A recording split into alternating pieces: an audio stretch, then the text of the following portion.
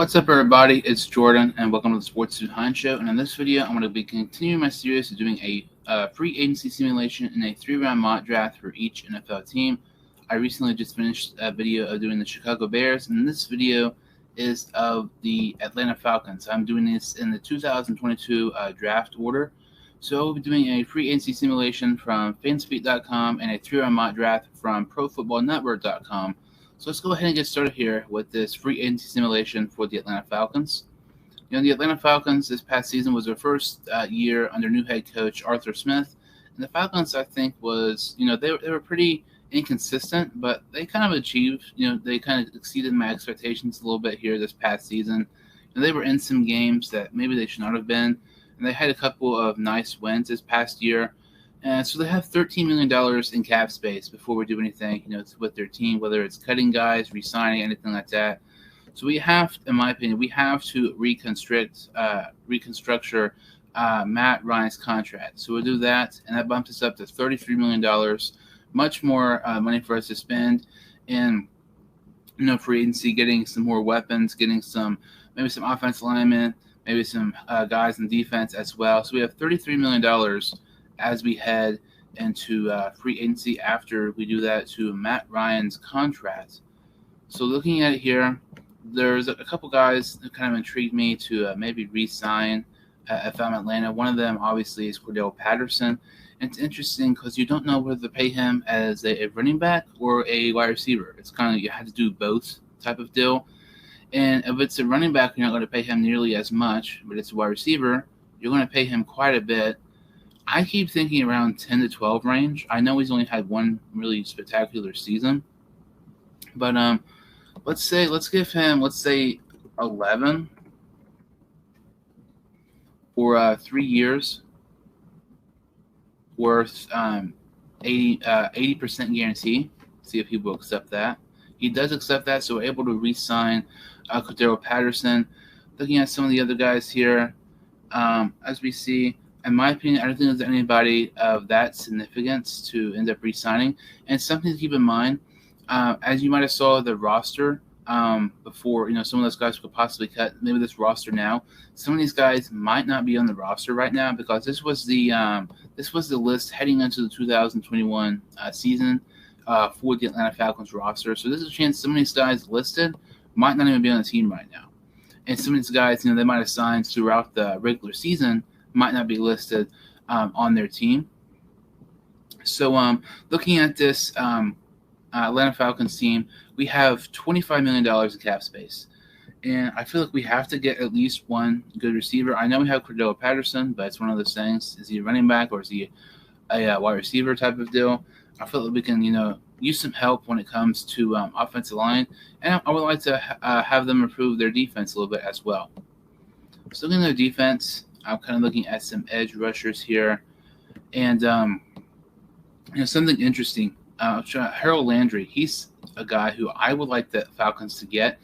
I know he's going to be pricey considering, they don't have a ton of cap space. They only have about $25 million after they re-signed Cordell Patterson.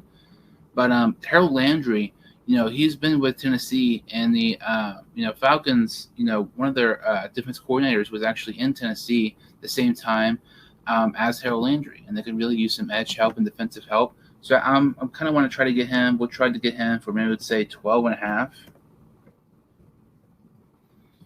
for 3 seasons. Percentage guarantee will go 85. I know it might be kind of a low offer for Harold Landry, but I'm kind of interested to see if people take that or not. Looking at this, rest of the roster here, like for example, Lee Smith has a $2.5 million cap hit, but when I released him, you can only, save like $500,000 or something like that. But Lee Smith actually is already retired, so it's interesting, how that is and everything. So when you look at this, cap space for the Falcons, they really could have more, but just the way this is, if I were to cut Lee Smith, I wouldn't actually save as much as what I should be able to, with Lee Smith already retiring. So we were able to sign Harold Landry, which I think is a great addition for this Atlanta Falcons defense here. So we have $15 million of cap space, not a lot of money for a team who has multiple positions they could really, use upgrades from. I want to try an offensive lineman here. No, actually, let's try wide receiver first, maybe, or offensive lineman. Kind of going back and forth. We'll try offensive lineman here. I want to try A.J. Kane, a guard who's been with Jacksonville for the past several seasons. I want to try $6 million for him on a 2-year deal. Percentage guarantee will go 85. Sometimes with the percentage guarantees, you kind of have to have them quite a bit because, especially if you're underpaying a guy or if it's a team who's not great, kind of like the Falcons, you kind of want to intrigue their interest and help their interest by possibly signing. AJ Kane did decline our offer.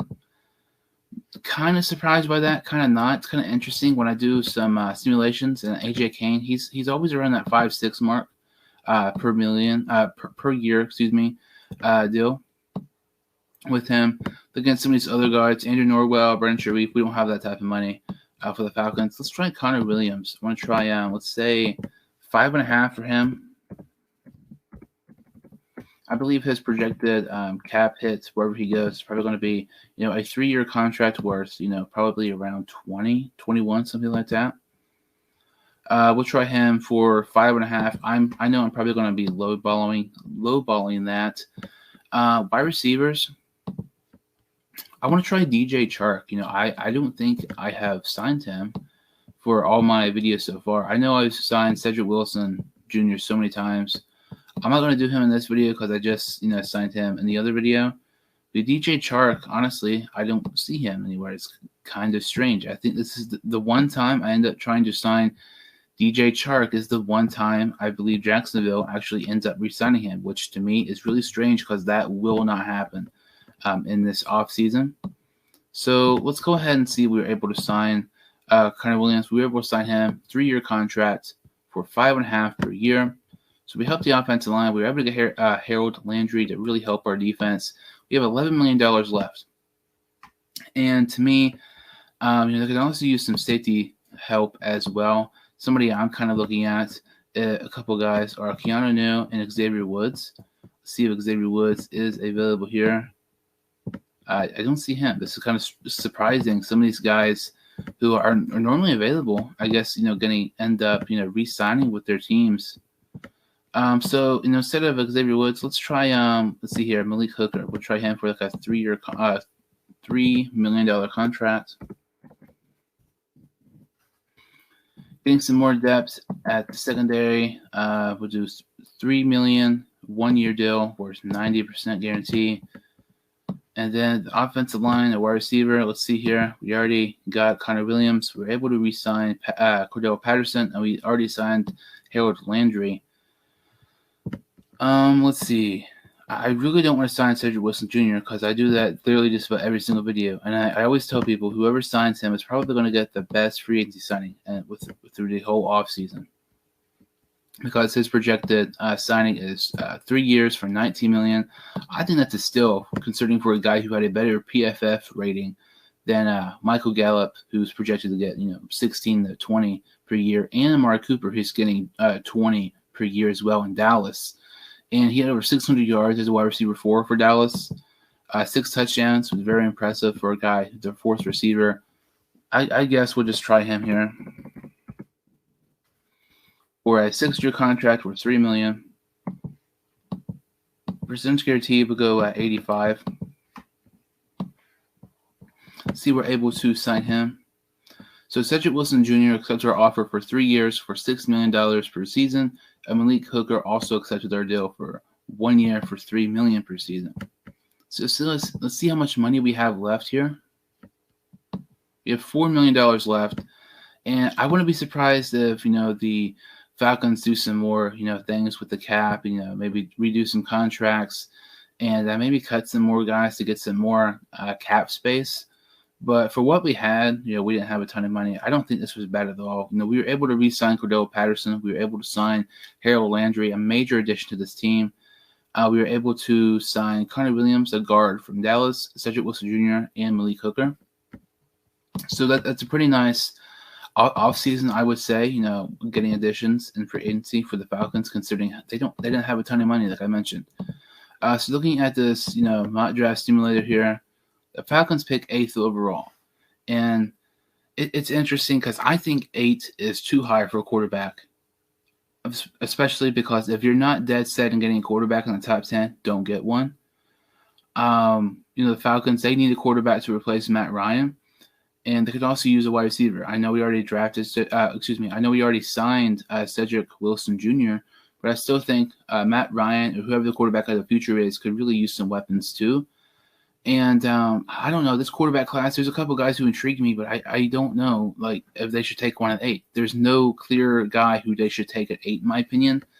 Looking at this list, when you look at Kyle Hamilton, Derek Stingley Jr., some of those guys are very, very talented. It's interesting because when you look at this Falcons team, some of their needs, they need wide receiver, quarterback, corner, edge, and safety. And it's so hard to pick because safety, Kyle Hamilton at 8, I don't know if he's going to be there. I feel this might be a tad bit unrealistic, him being at 8. If I'm the Falcons, I'm going to take him there. I know you need a quarterback. I know you need a wide receiver. But his wide receiver group is so talented, they can get one in the later rounds. And if you're not for sure on a quarterback, don't reach and get him. Look at the Giants a couple years ago with Daniel Jones. They were dead set on the guy who already was finished product, and look at him now. He's sucked for New York. Kyle Hamilton is the best player available here. I really don't think that's much of a debate. But we'll take Kyle Hamilton 8 overall for the Atlanta Falcons. I know some people might not like that, but I think that's just a great value pick because when you look at Atlanta, they can use more safety help, and they get the best play available too. So the Atlanta Falcons have 2 second-round picks and 1 third-round pick. So looking at this team here, quarterbacks, they have Desmond Ridder and Carson Strong available. I don't think they should take one right here. Like I said, they had 2 second-round picks, so one of those guys are still available with the second-round pick. Maybe they'll take one there. Let's look at defense. They have Drake Jackson, the edge from USC, still available. It's a very nice edge there. Wide receivers, John Mechie, Justin Ross, Wan'Dale Robinson from Kentucky. I think it's too early for Robinson. Maybe a little bit too early for Ross. Mechie, I feel like this might be maybe where he goes around this area. Defense, let's see here. Linebackers, Christian Harris, he's not available from Alabama. I kind of thought he would be there. Looking at this list here, Kenny Pickett went 40th overall to Denver Broncos. And that's what I'm saying. You don't reach on a quarterback when it's a really up-in-the-air quarterback class. Wide receivers, I want to take John Mechie here, the wide receiver from Alabama University, to give whoever the quarterback of the future is, Matt Ryan right now, more weapons. Quarterback, 58th overall. Desmond Ridder intrigues me a lot. And it could be one of those situations where you draft a guy in the second or third round and he never really plays much. Look at Garoppolo in New England. Look at some of these other guys, mid-round picks who just don't really play. But I feel like Matt Ryan only has about a year or two left in the tank. And Desmond Ridder, you don't know if he's going to be the quarterback of the future for the Falcons. So why not go ahead and take a chance on him? If he plays this season, the second half of the year, and he absolutely sucks, that means you're probably going to have a top 10 pick again, and you can get another quarterback then. Look at the Arizona Cardinals and Josh Rosen. Josh Rosen was a top 15 pick, and he sucked so bad, even though, he was his rookie year, had a new offense and everything like that. And his functional team at the time, they were not sold on him, so they took Kyler Murray, the first pick overall, the following year. I kind of want to take Ridder here. I know he might not be the quarterback of the future, and I know he might not be greater than some of these other quarterbacks, but if there's a guy you like, and there's a quarterback there who's just too good to pass up at the 58th overall, now we're talking about 8 and 58. 8, that's completely different, than 58, because this is a lot less, of risk here, taking Desmond Ridder 58th overall compared to 8. I'm going to take Desmond Ridder, the quarterback of Cincinnati, with the 58th overall pick for the Atlanta Falcons. I like that pick a lot. That's a tremendous pick there. So far this draft, in my opinion, I think it's been absolutely phenomenal. So far we have Kyle Hamilton, John Mechie, Desmond Ridder. I really feel like all 3 of those picks are A+ for Atlanta. So like I said, some of their needs are wide receiver, quarterback, corner, edge, and safety. We are already able to attack wide receiver, quarterback, and safety. Look at some of these edges here. Let's see if Nick Benito, I really like him a lot. He's 73rd on Pro Football Network's big board, and we picked 74th. And that's exactly where he should be. And I feel like that would be a great addition to this Atlanta Falcons defense. We'll go ahead and take Nick Benito from Oklahoma with a 74th pick overall. So looking at this Atlanta Falcons team, this draft was amazing. Honestly, looking at this draft, to the videos I've done up to this point, I probably think that this Falcons mock draft has been the best mock draft of any team I've done so far. Every single one of these picks, in my opinion, are A+. Like, this helps this team so much just in the draft. I think you go free agency. We were able to re-sign Patterson. We were able to sign Harold Landry, Connor Williams, Mila Cooker, and Cedric Wilson Jr. So looking at this Falcons roster, we're going to kind of look, at their 2022 schedule and kind of predict how many wins they might have based on, these moves they made that I made in this video. So I kind of, have these in groups of 4 here with Washington, Carolina, the Saints, and Buccaneers. I think they can win 2 of those games. I think they're capable of maybe winning a couple there. Cardinals, 49ers, Browns, Steelers. I really don't think they win any of those games. So far, it's 2 wins.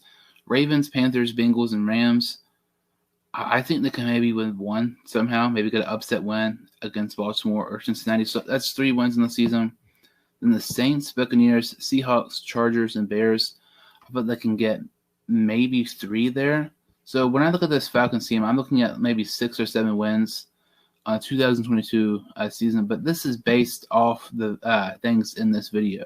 This is, not really making a prediction, already, but for the next season. This is just, if they make these moves, what I think will happen. 6, 7, maybe 8 wins. I'm looking at maybe a 7-win season for Falcons, something like that. But it should be interesting because, who knows, they might end up taking the quarterback of the future with the one of their top draft picks and to replace Matt Ryan in the near future. I thank you all so much for watching. If you're new to the channel or if you've seen my videos before, make sure to like this video and subscribe to my channel. I would really, really appreciate it. That about does it for this video, and I will see you all next time on the Sports Dude Hunt Show.